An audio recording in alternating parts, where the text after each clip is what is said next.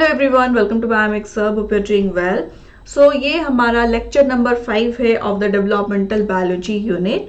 Already हम previous class में already we have discuss what is the stem cell, क्या stem cell niche क्या होता है, as well as we have seen the examples of the stem cell niche in case of Drosophila ovary. So आज की class में हम देखेंगे stem cell niche in case of Drosophila testis, मतलब Drosophila के टेस्टिस में स्टेम सेल नीश कैसे होता है, as well as we will discuss here about the stem cell regulation. So let us start the class. This is the picture of the stem cell niche in case of Drosophila और इस picture को हम briefly discuss करेंगे कि कैसे ये take place करता है. So when we see here, when we talk about the stem cell niche in case of Drosophila testis, एक चीज रहता है, एक माइक्रो एनवायरनमेंट चाहिए एक स्टेम सेल को अपने नीश में रहने के लिए, एक माइक्रो एनवायरनमेंट चाहिए. So that micro environment for the stem cell in case of Drosophila testis is the hub. इसे बोलते हैं hub. You can see here the hub is a somatic cell. Okay, so sperm stem cell resides in the hub. ये जो sperm का जो stem cell जो present होता है ये हब सेल के पास रहता है. सो यहाँ पे आप देख सकते हैं ये है ग्रीन कलर का जो प्रेजेंट है, that is a hub cell और हब सोमैटिक सेल. सो यहाँ से जो सेल्स अटैच रहते हैं, जो स्पर्म स्टेम सेल्स जो अटैच रहते हैं, they are having the capacity that they will maintain the stem cellness. और जो सेल्स आफ्टर द डिवीजन वो अवे रहते हैं from the hub somatic cell, वो स्टेम सेल आगे जाकर डिफरेंशिएट हो सकते हैं. सो जो हम ऑलरेडी डिस्कस कर चुके हैं प्रीवियस क्लास में, हम क्या डिस्कस किए कि जो स्टेम सेल जो प्रेजेंट होता है उसका 2 टाइप्स का डिवीजन होता है. एक होता है एसिमेट्रिक डिवीजन और एक होता है सिमेट्रिक डिवीजन. एसिमेट्रिक डिवीजन के केस में एक स्टेम सेल एक अपना खुद की तरह एक स्टेम सेल को बनाता है और एक सेल बनाता है which is known as the daughter cell, और इस डॉटर सेल आगे जाकर डिफरेंशिएट होता है. Okay, it goes further and it differentiate into some specific cell. Okay, so the type of division of the stem cell in case of Drosophila testis is the asymmetric division. So यहाँ पे एक stem cell divide होगा और खुद के तरह एक pool को generate करेगा और एक उसका जो daughter cell होता है वो आगे जाकर differentiate करेगा. So the stem cell which is present, it requires a niche. जो niche जो present होता है, it is known as a hub. It is the hub is providing the micro environment. यहाँ पे आप देख सकते हैं ये red color का, that is the hub cells. Okay, और इसका 2 टाइप्स ऑफ इसका जो होता है उसका एसिमेट्रिक डिवीजन होता है. सो यहाँ पे एसिमेट्रिक के डिवीजन के वजह से एक सेल होता है जो कि स्टेम नेश को प्रोवाइड करता है और एक सेल जो होता है वो डॉटर सेल को प्रोवाइड करता है. Okay, which undergoes differentiation. यहाँ पे आप देख सकते हैं ये जो sperm stem cell, blue colour का जो स्पर्म स्टेम सेल्स है, यहाँ पे एक सेल वो बनाएगा खुद की तरह जो कि अटैच रहता है हब सेल के पास. Okay, and this hub cell is having such a capacity that ये हब सेल के पास जो स्टेम सेल अटैच रहेगा उसका कैपेसिटी रहेगा कि वो खुद की तरह ही स्टेम नेश को स्टेम सेल के तरह ही वो डिवाइड करके अपना पूल मेंटेन रखे. और जो स्टेम सेल उसके अवे चला जाएगा, ये हब सेल जो प्रेजेंट है अगर उस हब सेल के अवे चला जाएगा, उससे दूर चला जाएगा, उससे डिस्टेंस चला जाएगा, so it will be unattached from this hub cell और वो आगे जाकर गोनियोब्लास्ट बनाता है. ओके, गोनियल ब्लास्ट बनाता है. सो यहाँ पे आप देख सकते हैं इसमें होता है asymmetric division. Sperm stem cell divides asymmetrically, वो एसिमेट्रिकली डिवाइड हो रहा है. One daughter remain attached to the hub. ये जो डॉटर सेल जो प्रेजेंट रहता है it is attached to this hub, और एक डॉटर सेल जो प्रेजेंट रहता है वो रिलीज हो जाएगा एंड वो आगे जाकर वो डिफरेंशिएट होगा गोनियल ब्लास्ट में. Okay, now next. So what is the fate of the daughter cell. यहाँ पे आप देख सकते हैं यहाँ पे जो डॉटर सेल जो प्रेजेंट होता है वो आगे जाकर क्या करेगा. यहाँ पे एक अटैच सेल रहता है जो कि मेंटेन करेगा स्टेम सेल का, that means it will divide continuously to maintain its pool. और एक सेल जो प्रेजेंट है, जो डॉटर सेल जो प्रेजेंट है वो अभी अनअटैच्ड है, वो डिस्टेंस से चला गया हब सेल से. ओके, सो ये आगे जाकर क्या होगा, ये आगे जाकर होगा differentiate. Okay, so after the differentiation what it becomes the gonial blast. This gonial blast which is present, it divides to form sperm cell precursor. ये जो gonial blast जो present होता है वो फिर से divide करता है to form the, after the division it forms the sperm cell precursors. So what is the sperm cell precursors? That means ये इसका जो है precursors जो present होते हैं उसका they are dividing but they are not और randomly, or we can tell that उसका जो division जो है कुछ limit तक ही होगा, वो continuously divide नहीं कर सकते हैं and it will maintain the pool that वो आगे जाकर sperm cells बनाएंगे. Okay, so जो कोई भी रेगुलेशन हो रहा है लाइक एक हब सेल जो प्रेजेंट है उसके साथ जो अटैच रहता है, ओके, जो सेल वो हब सेल के पास अटैच रहता है वो स्टेमनेस को प्रोवाइड करता है. So who is regulating this? क्या अलग फैक्टर्स प्रेजेंट रहता है इस सिस्टम को बनाने के लिए? So here involves the paracrine factors. कुछ पैराक्राइन फैक्टर्स रहेंगे. सो यहाँ पे आप देख सकते हैं हब सेल जो प्रेजेंट है एक पैराक्राइन फैक्टर्स को सीक्रेट कर रहा है and that paracrine factor it is known as unpaired और यूपीडी. उसे बोलते हैं यूपीडी. ओके, ये कौन सीक्रेट कर रहा है? It is being secreted by the hub cell. Okay, or after the secretion, as it is working as a paracrine factor, so it is working as a ligand. ये जो UPD और we can tell that unpaired जो present है वो जाकर एक ligand की तरह work कर रहा है. So as it is having a ligand, so एक receptor present रहेगा. So ये जो receptor जो present है, it is the cell which is present, which is attached to this hub cell. Okay. सो जैसे ही दूर एक शेल लाइक यहाँ पे आप देख सकते हैं ये जो सेल एक शेल जो प्रेजेंट था.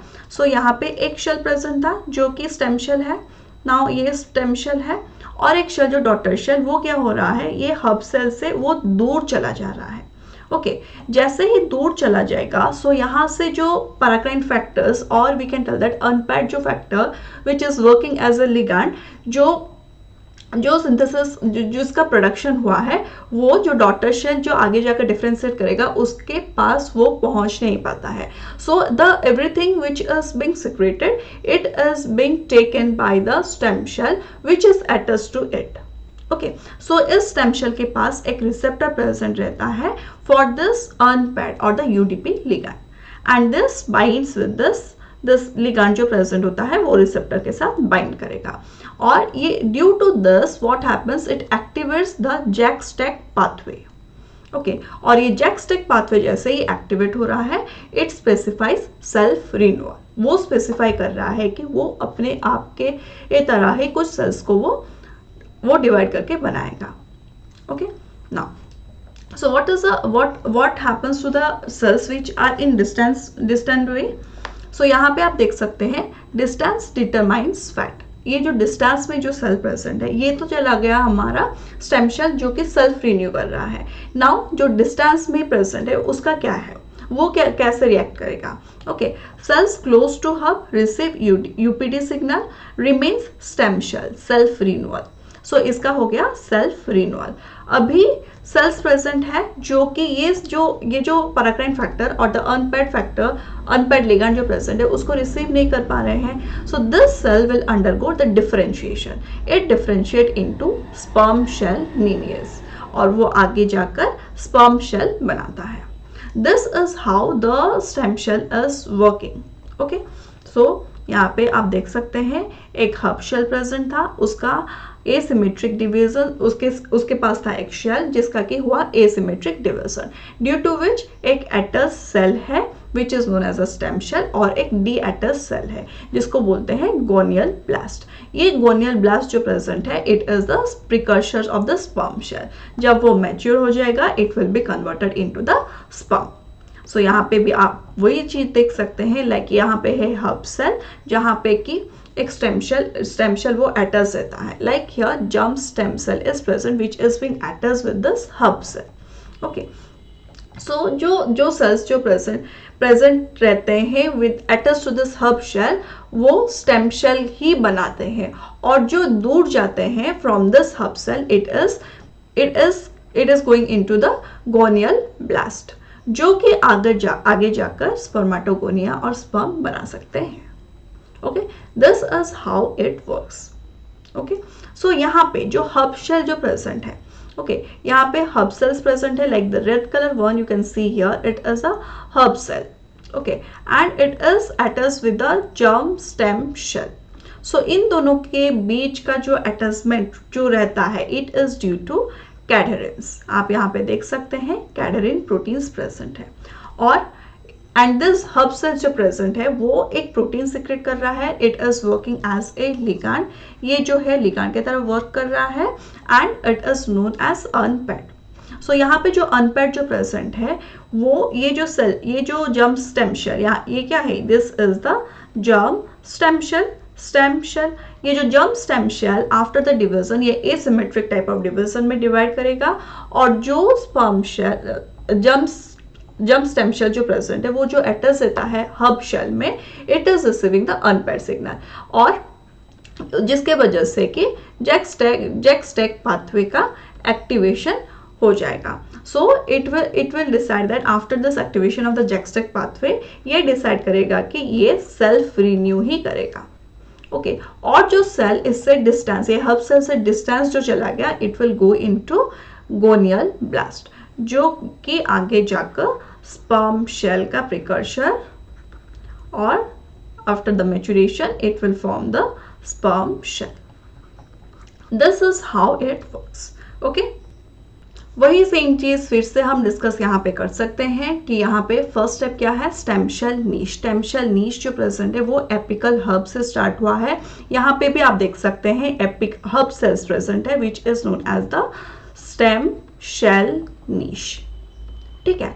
यहाँ से स्टेम शेल नीश से एक प्रोटीन प्रोड्यूस हो रहा है, which is known as a unpaired protein, उससे बोलते हैं यूपीटी, ठीक है। So the hub cell contains 12 somatic hub shells.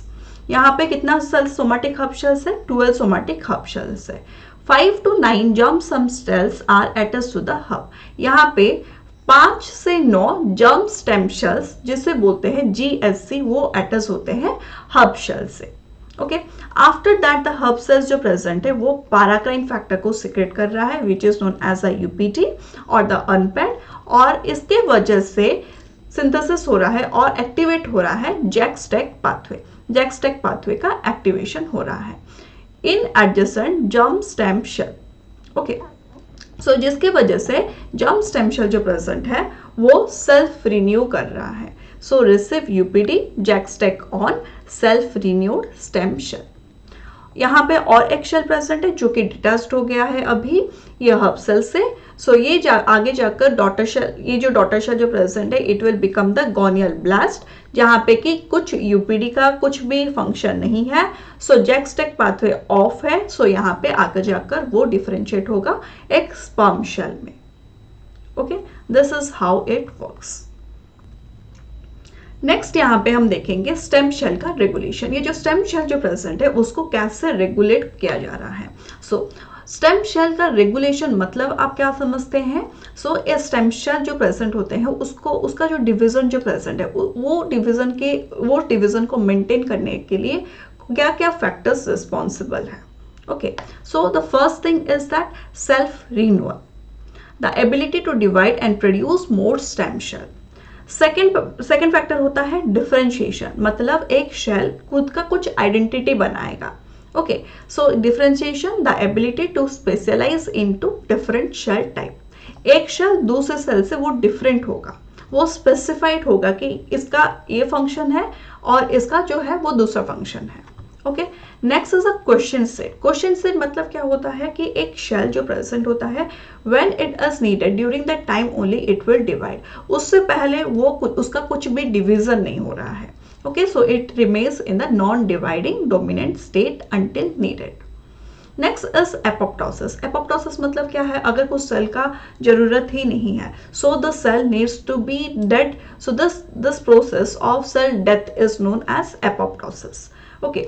और ये जो स्टेम सेल जो प्रेजेंट होता है उसका रेगुलेशन क्यों चाहिए, इस सारे फैक्टर्स जो प्रेजेंट होता है उससे प्रॉपर्ली मेंटेन करने के लिए स्टेम सेल का regulation is needed, okay. So यहाँ पे आप देख सकते हैं stem cell regulatory mechanism is needed to divide or not to divide, वो डिसाइड करेगा कि वो is it the right time to divide or it is not the right time to divide. So इसके लिए different type of factors responsible है, कुछ external factors responsible है, कुछ इंटरनल फैक्टर्स भी रिस्पॉन्सिबल है, जो कि डिसाइड करेगा कि अभी ये स्टेम सेल जो प्रेजेंट है वो सेल्फ रिन्यू करेगा या डिफरेंशिएशन करेगा, अगर ये रेडी है अब आगे जाके डिवाइड करने के लिए या नहीं, या अगर उसको एपोप्टोसिस चाहिए। So this is how it is working. So ये जो stem cell regulation जो present होता है, it is being regulated by different factors. Like यहाँ पे आप देख सकते हैं कि paracrine signaling is one of the factors. Like आगे जब ऑलरेडी हम डिस्कस कर चुके हैं कि कैसे एक हब सेल, अगर जो हब सेल जो प्रेजेंट था वो कुछ पैराक्राइन फैक्टर्स को सीक्रेट कर रहा है, and due to that there is activation of JAK STAT pathway, और जहां पे वो पैराक्राइन फैक्टर्स अटैच्ड है, जहां तक वो पैराक्राइन फैक्टर्स पहुंच सकता है और एक सेल रिसीव कर सकता है, तो वो सेल जो प्रेजेंट है वो सेल्फ डिवाइड करेगा, सेल्फ रिन्यू करेगा खुद को। अगर वो पैराक्राइन फैक्टर्स एक सेल के पास पहुंच ही नहीं सकता है, during that time it will go into differentiation phase. So this is being regulated by this paracrine factors. So और एक चीज यहाँ पे है extra cellular matrix adhesion. So यहाँ पे आप देख सकते हैं like already we have discussed, hub cell present था, हब सेल के पास एक अटैच था स्टेम सेल, ये हब सेल के साथ अटैच होने, ये स्टेम सेल अटैच होने के लिए भी कुछ extra cellular matrix adhesion proteins responsible है, लाइक कैडहेरिन। कैडहेरिन रिस्पॉन्सिबल था ये हब सेल के साथ स्टेम सेल को अटैच रखने के लिए। सो ये जो कैडहेरिन जो प्रेजेंट है वो क्या करेगा, वो अटैच रखेगा हब सेल और स्टेम सेल को। ओके, जो अटैच्ड है then it will go into self renewal stage, और जो अटैच नहीं है तो आगे जाकर वो डिफरेंशिएशन होगा वो cell. Okay, so there are also some epigenetic regulation, जिसके वजह से कुछ प्रोटीन्स का सिंथेसिस होगा या नहीं होगा वो डिसाइड करेगा। ओके, सो यहाँ पे due to this epigenetic regulation there is some transcriptional regulation also. So यहाँ पे कुछ अगर प्रोटीन्स प्रोड्यूस होगा तो this will come, the cell which are present they will come and bind, and अगर कुछ प्रोटीन्स प्रेजेंट नहीं होगा तो वो प्रॉपर्ली वर्क नहीं कर सकते हैं। ओके, सो यहाँ पे asymmetrical localization of cytoplasmic determinants, कुछ साइटोप्लाज्मिक इस सब को रेगुलेट करने के लिए कुछ साइटोप्लाज्मिक डिटरमिनेंट्स भी रेस्पॉन्सिबल है, as well as cell adhesion molecules as well as juxtacrine signaling is also needed. Okay, और क्या क्या सिग्नलिंग हो सकता है, लाइक यहाँ पे एंडोक्राइन सिग्नलिंग भी हो सकता है, जक्स्ट्राक्राइन सिग्नलिंग हो सकता है, पैराक्राइन सिग्नलिंग हो सकता है, लाइक सेल एडिशन मॉलिक्यूल्स और द एक्स्ट्रासेलुलर मैट्रिक्स का रिक्वायरमेंट है, as well as endocrine signaling और न्यूरोट्रांसमीटर्स का भी regulation is needed for regulating the stem cells. Okay, I hope you could understood this is about what is the stem cell, how the stem cell niche is working, and how the stem cell is being regulated. Okay, so यहाँ पे regulation के लिए extra cellular mechanism भी responsible है, as well as intra cellular mechanism भी responsible है। So intra cellular मतलब जो अंदर है, एक्स्ट्रा सेलुलर मतलब जो बाहर है। सो बाहर अगर कुछ फैक्टर्स रिस्पॉन्सिबल है, बाहर अगर कुछ लाइक दैट एक शेल को एक्स्ट्रा सेलुलर मैकेनिज्म मिल रहा है, so due to that extra cellular mechanism अंदर कुछ चेंजेस होगा, that is the intra cellular thing. So बाहर से कुछ इनपुट मिला, अंदर में कुछ आउटपुट आ गया, ठीक है। सो यहाँ पे आप देख सकते हैं कि ये जो एक्स्ट्रा सेलुलर मैकेनिज्म जो प्रेजेंट है, it can be due to the physical mechanism और यहाँ पे केमिकल रेगुलेशन हो सकता है। सो फिजिकल मैकेनिज्म मतलब क्या है, लाइक सेल सेल इंटरैक्शन हो सकता है, सेल मैट्रिक्स का इंटरैक्शन हो सकता है, कुछ फोर्सेस हो सकते हैं, एज वेल एज नीश का आर्किटेक्चर हो सकता है। This are some of the examples कि कैसे एक फिजिकल मैकेनिज्म से स्टेम सेल का रेगुलेशन हो रहा है। Next is the chemical regulation. Chemical regulation मतलब कुछ पैराक्राइन फैक्टर्स या जक्स्ट्राक्राइन फैक्टर्स, एंडोक्राइन फैक्टर्स, कुछ लिगैंड का सिंथेसिस होगा। So for that ligand there will be a receptor, कुछ केमिकल्स का सिक्रेशन होगा, कुछ हार्मोन्स का सिक्रेशन होगा, कुछ साइटोकाइंस का सिक्रेशन होगा, due to which it will regulate that whether it is going to undergo apoptosis or it needs to be in the question state, और वो सेल्फ रिन्यू करेगा और it will go into the differentiation form. So chemical regulation में कौन क्या क्या example है? The examples can be growth factor, cytokines, morphogens, hormones, extracellular signalling molecules. ये जो सारे फैक्टर्स जो प्रेजेंट है ये सब वर्क करेंगे एज ए लिगैंड, और लिगैंड को रिसीव करने के लिए चाहिए रिसेप्टर, और ये after receiving this ligand this receptor will give some of the downstream signaling, जो कि इंट्रासेल्युलर रेगुलेटरी मैकेनिज्म की तरह वर्क करेगा। वो अंदर जाकर डिसाइड करेगा, कुछ फैक्टर्स में चेंजेस लाएगा, so that it will decide that क्या एक्सटेंशन को कैसे रेगुलेट किया जाएगा अंदर। ओके, नेक्स्ट है एग्जाम्पल हमारा इंट्रासेल्युलर रेगुलेटरी मैकेनिज्म का। सो ये जो इंट्रासेलुलर मतलब अंदर, सेल के अंदर कुछ रेगुलेटरी मैकेनिज्म है। सो यहाँ पे होगा रेगुलेशन बाय साइटोप्लाज्मिक डिटर्मिनेंट्स, को साइटोप्लाज्मिक डिटर्मिनेंट्स प्रेजेंट रहेंगे जो कि रेगुलेट करेंगे। So now what is the cytoplasmic determinant? So ये जो है वो ऑलरेडी साइटोप्लाज्म में कुछ फैक्टर्स प्रेजेंट रहेंगे, कुछ प्रोटीन्स प्रेजेंट रहेंगे जो कि इन्फ्लुएंस करेंगे कि आगे जाकर वो सेल कैसे कन्वर्ट होगा। सो यहाँ पे एसिमेट्रिक डिस्ट्रीब्यूशन ऑफ प्रोटीन्स का कैसे एसिमेट्रिक डिस्ट्रीब्यूशन हो रहा है साइटोप्लाज्म में, एमआरएनएस का कैसे डिस्ट्रीब्यूशन हो रहा है, organelles and other molecules that influence cell fate, cell का फैट कैसे डिसाइड होगा, ये सब कुछ प्रोटीन्स, कुछ एमआरएनएस, कुछ मॉलिक्यूल्स जो प्रेजेंट होते हैं वो डिसाइड करेगा कि इंट्रासेलुलर एक सेल के अंदर कैसे रेगुलेशन होगा एक स्टेम सेल को मेंटेन करने के लिए।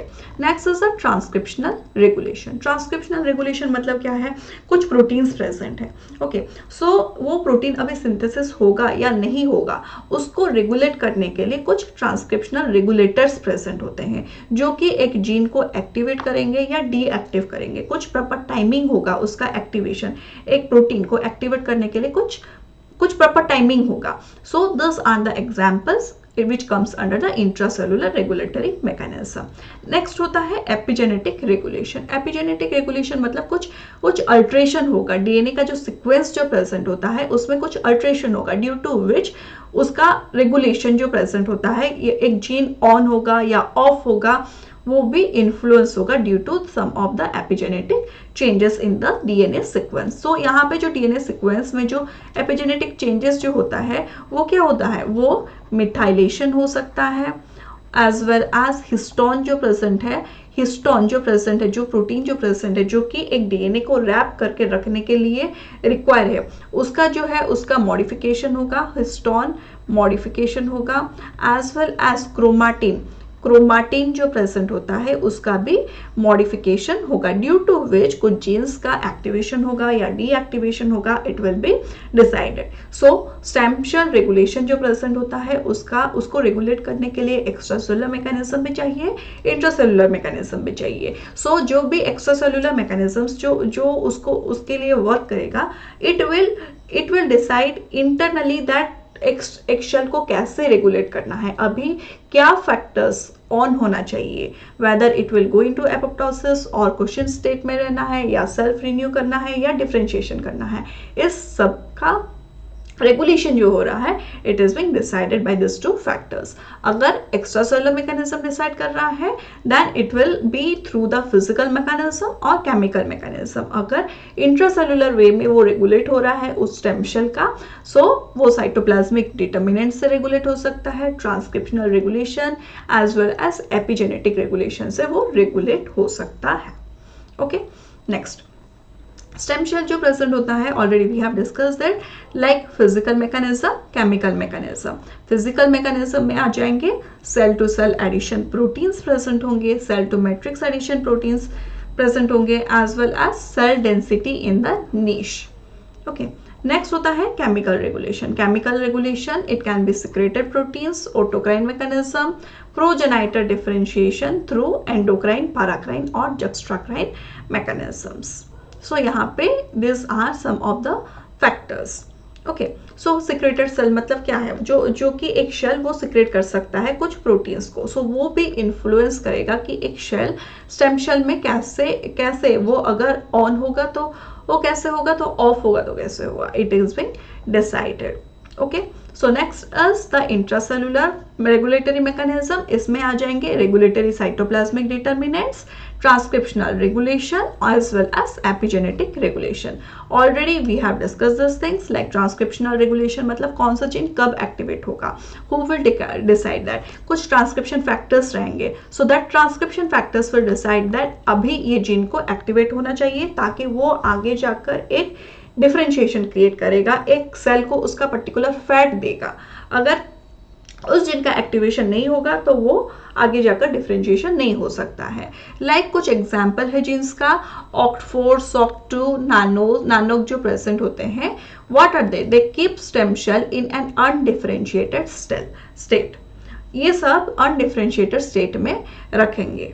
ओके, नेक्स्ट होता है एपिजेनेटिक. एपिजेनेटिक में यहाँ पे आप देख सकते हैं एक जीन ऑफ या ऑन होता है, इट विल बी डिसाइडेड. अगर ओपन क्रोमाटिन प्रेजेंट है मतलब जीन ऑन है, अगर क्रोमाटिन क्लोज है मतलब उसका जीन ऑफ है. It is being decided by the acetylation as well as methylation as well as through the cytoplasmic determinants. मतलब एक साइटोप्लाज्म में क्या क्या फैक्टर्स प्रेजेंट होते हैं एक सेल को डिफरेंशिएट करने में. यहाँ पे साइटोकाइंस भी प्रेजेंट होते हैं. ओके, साइटोकाइनेसिस भी प्रेजेंट होते हैं. लाइक एक सेल जब डिवाइड होगा उस वक्त इस एक सेल में कौन कौन सा साइटोप्लाज्मिक डिटर्मिनेंट साइटोप्लाज्म में जो प्रेजेंट होते हैं, क्या चीज ट्रांसफर होगा और दूसरे सेल में क्या होगा, वो डिसाइड करेगा कि आगे जाकर स्टेम सेल का फैट क्या है. Daughter cell have different fate. यहाँ पे आप देख सकते हैं ये जो डॉटर सेल जो प्रेजेंट होते हैं उनका डिफरेंट फैट प्रेजेंट रहता है. ओके, यहाँ पे आप देख सकते हैं अगर इवेंचुअली अगर सैर हो गया इसका, यहाँ पे जो साइटोप्लाज्मिक डिटर्मिनेंट्स में इवेंचुअली अगर सैरिंग हो गया तो ये दोनों सेल एक तरह की ये डिटर्मिनेंट्स वो प्रोड्यूस करेंगे. ठीक है, क्योंकि इनके पास जो सेल्स प्रेजेंट है, स्टेम सेल्स जो प्रेजेंट है वो सेम होते हैं. सो इनका फैट जो है वो सेम है. लेकिन यहाँ पे जब आप देखेंगे एसिमेट्रिक डिविजन जब होगा, यहाँ पे एक डॉटर सेल का जो प्रेजेंट है उसका जो है फंक्शन जो प्रेजेंट है वो अलग रह जाएगा. Okay, this is how the stem cell is being regulated intracellularly. Okay, so यहाँ पे आप एक समरी देख सकते हैं. इंसेंट्रिक फैक्टर मतलब inside the cell, extrinsic factor मतलब सेल का बाहरी एनवायरनमेंट में कैसे सब रेगुलेट कर रहे हैं. So internally transcription factors, epigenetic modification as well as cytoplasmic determinants are deciding, and extracellularly stem cell niche as well as paracrine factors as well as mechanical signals are working. This is how the stem cell niche of Drosophila testis as well as stem cell regulations we have concluded. Okay, in the next class we will see the other parts, or we can solve some of the questions related to this which are asked in CSIR Life Science Net. Thank you everyone.